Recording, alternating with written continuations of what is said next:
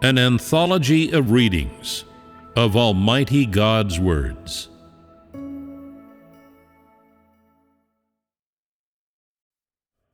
Only loving God is truly believing in God. Today, as you seek to love and know God, in one respect you must endure hardship and refinement, and in another you must pay a price.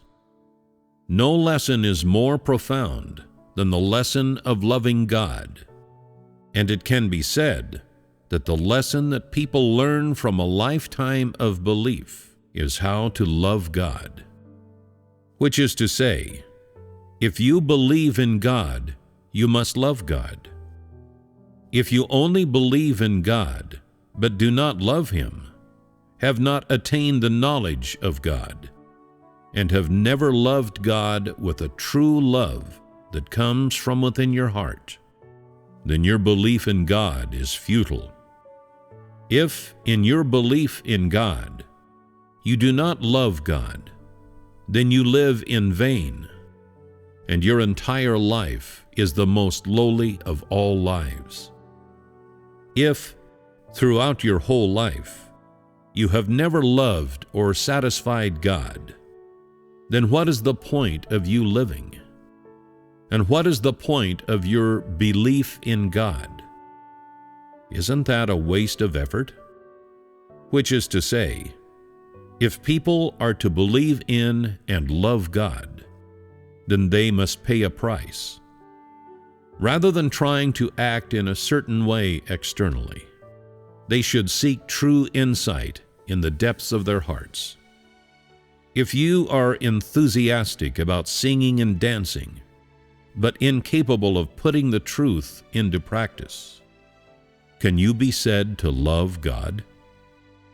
Loving God requires seeking God's will in all things, and that you probe deep within when anything happens to you, trying to grasp God's will, and trying to see what God's will is in this matter, what He wishes you to achieve, and how you should be mindful of His will. For example, something happens that requires you to endure hardship, at which time you should understand what God's will is, and how you should be mindful of His will. You must not satisfy yourself. First, put yourself to one side. Nothing is more abject than the flesh. You must seek to satisfy God, and must fulfill your duty. With such thoughts, God will bring a special enlightenment to you in this matter, and your heart will also find comfort. Be it big or small, when something happens to you, you must first put yourself to one side and regard the flesh as the most lowly of all things. The more you satisfy the flesh, the more liberties it takes. If you satisfy it this time, next time it will ask for more. And as this carries on, you come to love the flesh even more. The flesh always has extravagant desires. It always asks that you satisfy it, and that you gratify it within, whether it be in the things you eat, what you wear, or in flying off the handle, or pandering to your own weaknesses and laziness. The more you satisfy the flesh, the greater its desires become, and the more debauched the flesh becomes, until it gets to the point when people's flesh harbors even deeper conceptions, and disobeys God, and exalts itself, and becomes doubtful about the work of God. The more you satisfy the flesh, the greater the weaknesses of the flesh. You'll always feel that no one sympathizes with your weaknesses. You'll always believe that God has gone too far, and you'll say, "How could God be so harsh? Why won't He give people a break?" When people are too indulgent of the flesh and cherish it too much, then they forfeit themselves. If you truly love God and do not satisfy the flesh, then you'll see that everything God does is so right and so good, and that His curse of your rebelliousness and judgment of your unrighteousness is justified. There will be times when God chastens and disciplines you and raises up an environment to temper you, forcing you to come before Him, and you will always feel that what God is doing is wonderful. Thus, you will feel as if there isn't much pain, and that God is so lovely. If you pander to the weaknesses of the flesh and say that God goes too far, then you'll always feel in pain and will always be depressed, and you will be unclear about all of the work of God. And it will seem as if God is not sympathetic to man's weakness at all, and unaware of man's difficulties. And thus you will feel miserable and alone, as if you have suffered great injustice, and at this time you will begin to complain. The more you pander to the weaknesses of the flesh in this way, the more you will feel that God goes too far, until it gets so bad that you deny the work of God and begin to oppose God and become full of disobedience. Thus, you must rebel against the flesh and not pander to it. Your husband, wife, children, prospects, marriage, family, none of them matter. You need to have this resolve. In my heart, there is only God, and I must try my best to satisfy God and not satisfy the flesh. If you are always possessed of such resolve, then when you put the truth into practice and put yourself aside, you will be able to do so with but a little effort. It is said that there was once a farmer who saw a snake on the road that was frozen stiff. The farmer picked it up and held it to his breast, and after the snake was revived, it bit the farmer to death. Man's flesh is like the snake. Its essence is to harm their lives, and when it completely gets its own way, your life becomes forfeit. The flesh belongs to Satan. Within it are extravagant desires. It thinks only for itself. It wants to enjoy comfort and revel in leisure, wallowing in sloth and idleness, and having satisfied it to a certain point, you will ultimately be eaten up by it. Which is to say, if you satisfy it this time, next time it will come asking for more. It always has extravagant desires and new demands, and takes advantage of your pandering to the flesh to make you cherish it even more and live among its comforts. And if you don't overcome it, you will ultimately forfeit yourself. Whether you can gain life before God and what your ultimate end will be depends on how you carry out your rebellion against the flesh. God has saved you and chosen and predestined you. Yet if today you are unwilling to satisfy Him, you are unwilling to put the truth into practice, you are unwilling to rebel against your own flesh with a heart that truly loves God, ultimately you will ruin yourself and will thus endure extreme pain.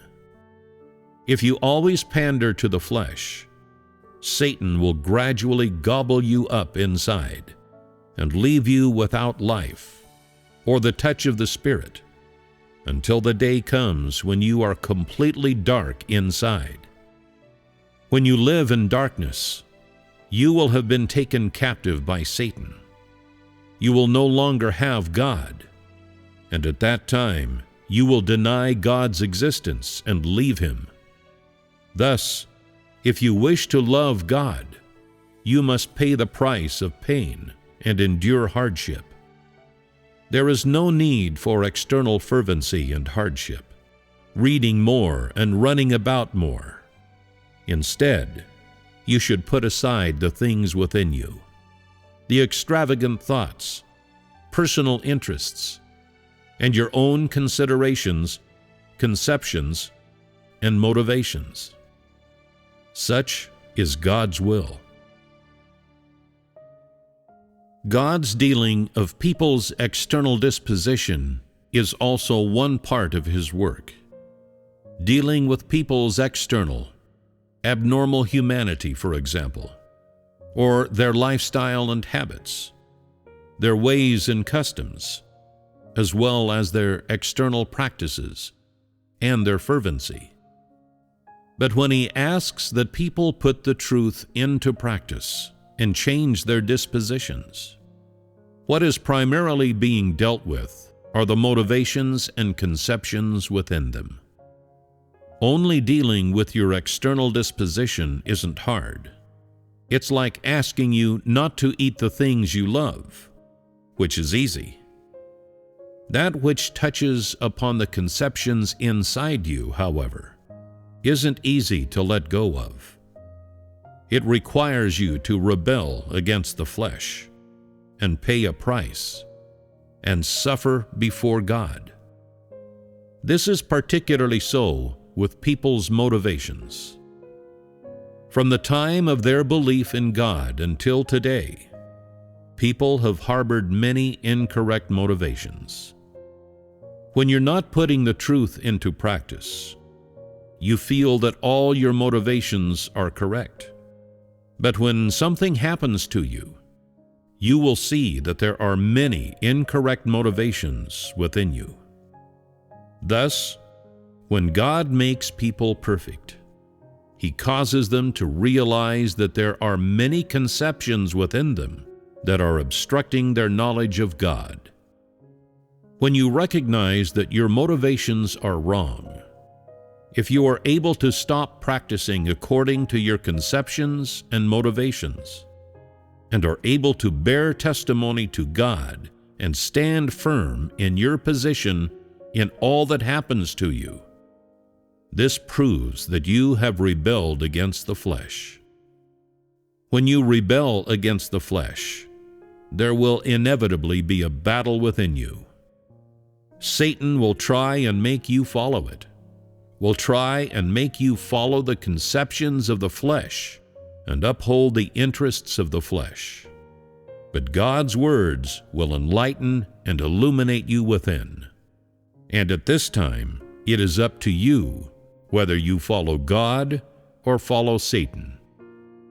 God asks people to put the truth into practice, primarily to deal with the things inside them, to deal with their thoughts and their conceptions that aren't after God's heart. The Holy Spirit touches people inside and carries out His work within them. And so behind everything that happens is a battle. Every time people put the truth into practice, or put the love of God into practice, there is a great battle. And though all may seem well with their flesh, in the depths of their hearts, a life and death battle will, in fact, be going on. And only after this intense battle, after a tremendous amount of reflection, can victory or defeat be decided. One does not know whether to laugh or cry, because many of the motivations within people are wrong, or else because much of God's work is at odds with their conceptions. When people put the truth into practice, a great battle is waged behind the scenes. Having put this truth into practice, behind the scenes people will have shed countless tears of sadness before finally making up their mind to satisfy God. It is because of this battle that people endure suffering and refinement. This is true suffering. When the battle comes upon you, if you are able to truly stand on the side of God, you will be able to satisfy God. Suffering in the course of practicing the truth is inevitable. If, when they put the truth into practice, everything within them were right, then they would not need to be made perfect by God, and there would be no battle, and they would not suffer. It is because there are many things within people that are not fit for use by God, and much of the rebellious disposition of the flesh, that people need to learn the lesson of rebelling against the flesh more profoundly. This is what God calls the suffering that He asked man to undergo with Him. When you encounter difficulties, hurry up and pray to God. "Oh God, I wish to satisfy you. I wish to endure the final hardship to satisfy your heart. And regardless of how great the setbacks I encounter, still I must satisfy you. Even if I have to give up my whole life, still I must satisfy you." With this resolve, when you pray thus, you will be able to stand firm in your testimony. Each time they put the truth into practice, each time they undergo trials, each time they are tried, and each time God's work comes upon them, people endure extreme pain. All of this is a test for people, and so within all of them there is a battle. This is the actual price that they pay. Reading more of God's words and running about more is somewhat of a price. It is what people ought to do. It is their duty and the responsibility that they should fulfill. But people must put aside that within them which needs to be put aside. If you don't, then no matter how great your external suffering and how much you run around, all will be in vain. Which is to say, only the changes within you can determine whether your external hardship is of value. When your internal disposition has changed and you have put the truth into practice, then all your external suffering will gain God's approval. If there has been no change in your internal disposition, then no matter how much suffering you endure, or how much you run about on the outside, there will be no approval from God, and hardship that is not confirmed by God is in vain. Thus, whether the price you have paid counts is determined by whether or not there has been a change in you, and by whether or not you put the truth into practice and rebel against your own motivations and conceptions to attain the satisfaction of God's will, the knowledge of God, and loyalty to God.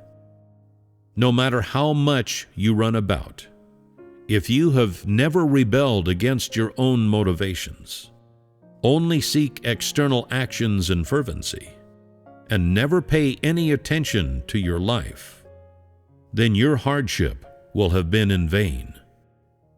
If, in a certain environment, you have something you want to say, but inside you don't feel it's right, that it does not benefit your brothers and sisters, and may hurt them, then you won't say it, preferring to be pained within, for these words are incapable of satisfying God's will. At this time, there will be a battle inside you, but you will be willing to suffer pain and give up that which you love. You will be willing to endure this hardship to satisfy God, and although you will suffer pain inside, you will not pander to the flesh, and God's heart shall have been satisfied, and so you will also be comforted inside. This is truly paying a price. and is the price desired by God. If you practice in this way, God will surely bless you. If you can't achieve this, then no matter how much you understand, or how well you can speak, it will all be for nothing. If, on the road to loving God, you are able to stand on the side of God when He does battle with Satan, and you do not turn back to Satan, then you will have achieved the love of God, and you will have stood firm in your testimony. In every step of work that God does within people, externally it appears to be interactions between people, as if born of human arrangements or from human interference. But behind the scenes, every step of work and everything that happens is a wager made by Satan before God and requires people to stand firm in their testimony to God. Take when Job was tried, for example. Behind the scenes, Satan was making a bet with God, and what happened to Job was the deeds of men and the interference of men. Behind every step that God does in you is Satan's wager with God. Behind it all is a battle. For example, if you are prejudiced toward your brothers and sisters, you will have words that you want to say, words that you feel may be displeasing to God, but it will be hard for you inside. And at this moment, a battle will commence within you. Do I speak or not? This is the battle. Thus, in everything there is a battle. And when there is a battle within you, thanks to your actual cooperation and actual suffering, God works within you. Ultimately, inside you are able to put the matter aside, and the anger is naturally extinguished. Such is the effect of your cooperation with God. Everything you do requires you to pay a certain price in your efforts. Without actual hardship, you can't satisfy God. It does not even come close to satisfying God. And they are nothing but empty slogans. Can these empty slogans satisfy God? When God and Satan do battle in the spiritual realm, how should you satisfy God? And how should you stand firm in your testimony to Him? You should know that everything that happens to you is a great trial and the time when God needs you to bear testimony. Externally, they might not seem like a big deal, but when these things happen, they show whether or not you love God. If you do, you will be able to stand firm in your testimony to Him. And if you have not put the love of Him into practice, this shows you are not someone who puts the truth into practice, that you are without the truth and without life, that you are chaff. Everything that happens to people is when God needs them to stand firm in their testimony to Him. Nothing major has happened to you at the moment, and you do not bear great testimony. But every detail of your daily life relates to the testimony to God. If you can win the admiration of your brothers and sisters, your family members, and everyone around you, if one day the unbelievers come and admire all that you say and do, and see that all that God does is wonderful, then you will have borne testimony. Although you have no insight and your caliber is poor, through God's perfection of you, you are able to satisfy Him and be mindful of His will. Others will see what great work He has done in people of the poorest caliber. People come to know God, and become overcomers before Satan and loyal to God to an extent. So none will have more backbone than this group of people. This will be the greatest testimony. Although you are incapable of doing great work, you are able to satisfy God. Others can't put aside their conceptions, but you can. Others can't bear testimony to God during their actual experiences, but you can use your actual stature and actions to repay God's love and bear resounding testimony to Him. Only this counts as actually loving God. If you are incapable of this, then you do not bear testimony among your family members, among your brothers and sisters, or before the people of the world. If you can't bear testimony before Satan, Satan will laugh at you. It will treat you as a joke, as a plaything. It will often make a fool of you and drive you insane. In the future, great trials may befall you. But today, if you love God with a true heart, and if, regardless of how great the trials ahead, irrespective of what happens to you, you are able to stand firm in your testimony and able to satisfy God, then your heart will be comforted, and you will be unafraid no matter how great the trials you encounter in the future. You can't see what will happen in the future. You can only satisfy God during today's circumstances. You are incapable of doing any great work and should focus on satisfying God by experiencing His words in real life and bearing strong and resounding testimony that brings shame upon Satan. Although your flesh will remain unsatisfied and have suffered, you will have satisfied God and brought shame upon Satan. If you always practice in this way, God will open up a path before you. When one day a great trial comes, others will fall down, but you will still be able to stand firm.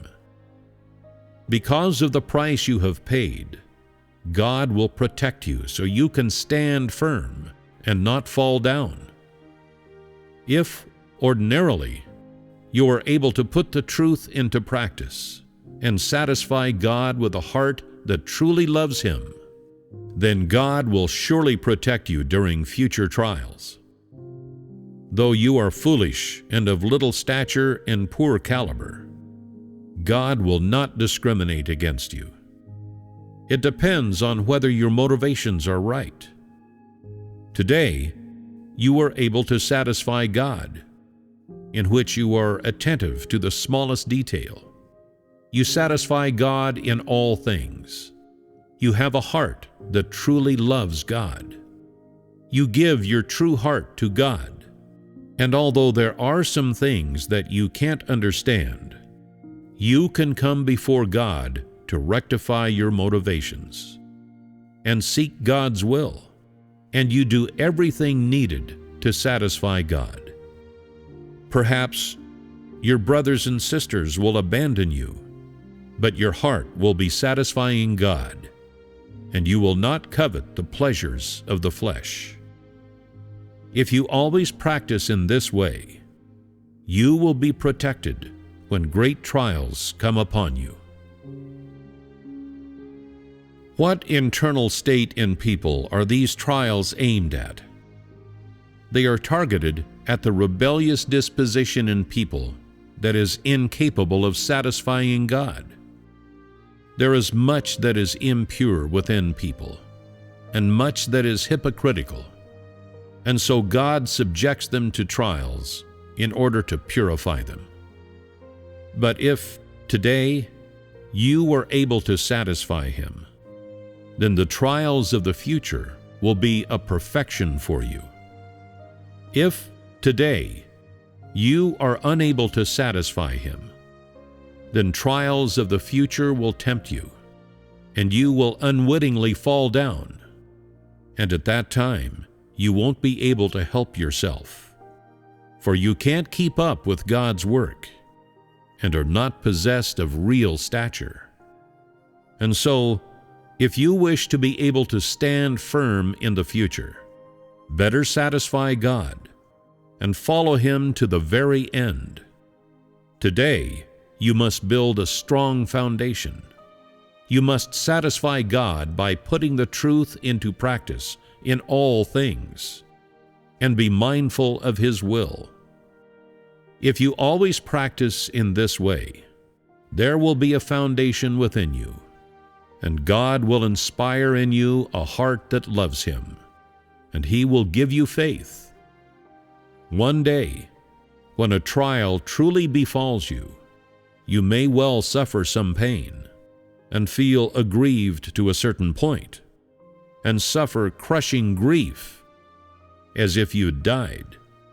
But your love of God will not change, and will become even deeper. Such are the blessings of God.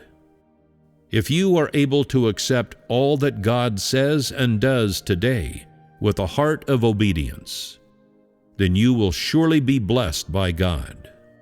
And so you will be someone who is blessed by God and receives His promise.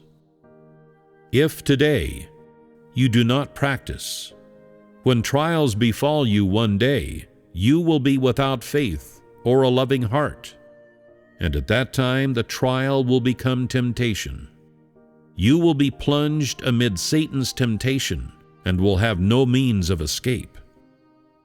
Today, you may be able to stand firm when a small trial befalls you, but you won't necessarily be able to stand firm when a major trial befalls you one day. Some people are conceited and think that they are near perfect already. If you don't go deeper at such times and remain complacent, then you'll be in danger. Today, God does not do the work of greater trials. In appearance, everything seems fine, but when God tries you, you will discover that you are too lacking, for your stature is too small, and you are incapable of enduring great trials. If today you do not forge ahead, if you stay in the same place, then when the great wind comes, you will fall. You should often look at how small your stature is. Only in this way will you make progress. If it is only during trials that you see that your stature is so small, that your willpower is so weak, that too little within you is real, and that you are inadequate for God's will, and if you only realize these things then, it will be too late. If you do not know God's disposition, then you will inevitably fall during trials, because you are unaware of how God makes people perfect, and by what means He makes them perfect. And when God's trials come upon you and they don't match your conceptions, you will be unable to stand firm. God's true love is His entire disposition. And when God's entire disposition is shown to you, what does this bring to your flesh? When God's righteous disposition is shown to you, your flesh will inevitably suffer much pain. If you don't suffer this pain, then you cannot be made perfect by God, nor will you be able to devote true love to God. If God makes you perfect, He will surely show His entire disposition to you. From the time of creation until today, God has never shown His entire disposition. But during the last days, He reveals it to this group of people whom He has predestined and selected. And by making people perfect, He lays bare His dispositions, through which He makes complete a group of people. Such is God's true love for people. Experiencing God's true love for them requires that people endure extreme pain and pay a high price. Only after this will they be gained by God and be able to give their true love back to God. And only then will God's heart be satisfied.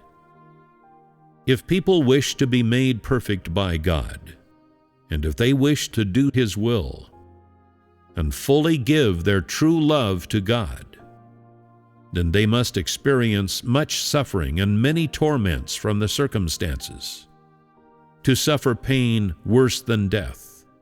Ultimately, they will be forced to give their true heart back to God. Whether or not someone truly loves God is revealed during hardship and refinement. God purifies people's love, and this is also only achieved amid hardship and refinement.